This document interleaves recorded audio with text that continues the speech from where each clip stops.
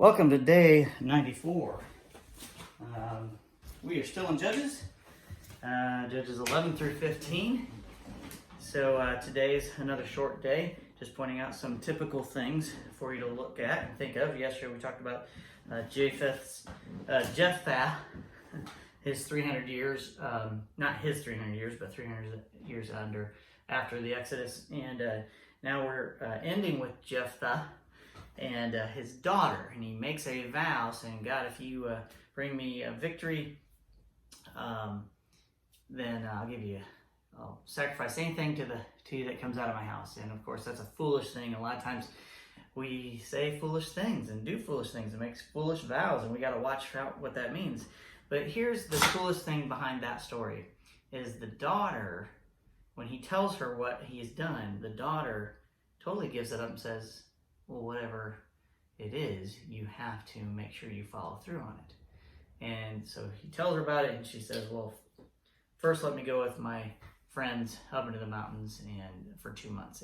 And so, that carries on in that tradition. But the point is, we've got to be careful about what we say, careful about promises we make, and also we need to follow through on what they are. One of my lists that I had was names and attributes of God. And in chapter 13, verse 18,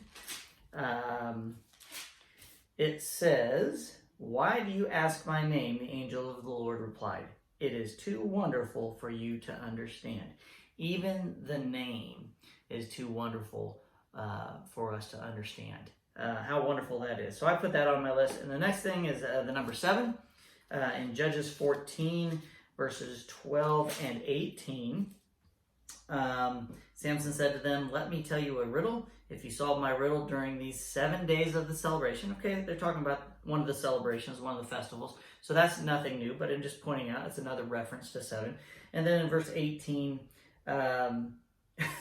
she's nagging him over and over and over again. And so before the sunset of the 7th day, the men of the town came to Samson with their answer. So she cried and whimpered to him, and then in verse 17, at last on the 7th day, he told her the answer. So nagging and all that stuff on the 7th day, I thought was kind of funny and horrible at the same time. But then what he does with that, he's supposed to give them the robes and whatever else he said he would give them. And what he does, instead of just he didn't say he was going to give them out of his own pocket. He went and killed people and took their stuff and gave it to him. So Samson's story is quite interesting. It takes 3 chapters. I think I have chapter 12 through 16, maybe I don't know. I think it's 12 through 16, 4 chapters of the Samson story. So one of the lists I talked about the other day was stories in the Bible that we don't get typically out of the storybooks of children. Sometimes Samson is in those storybooks, sometimes it's not. But the whole story of Samson, what a great thing to read as well. So I added the story of Samson to my list as well. Okay, it's not going to be long, and we're going to start getting into little more bits and pieces that have to do with end times events. So right now, just enjoy the reading as we go through. So that's day 94. I'll see you tomorrow.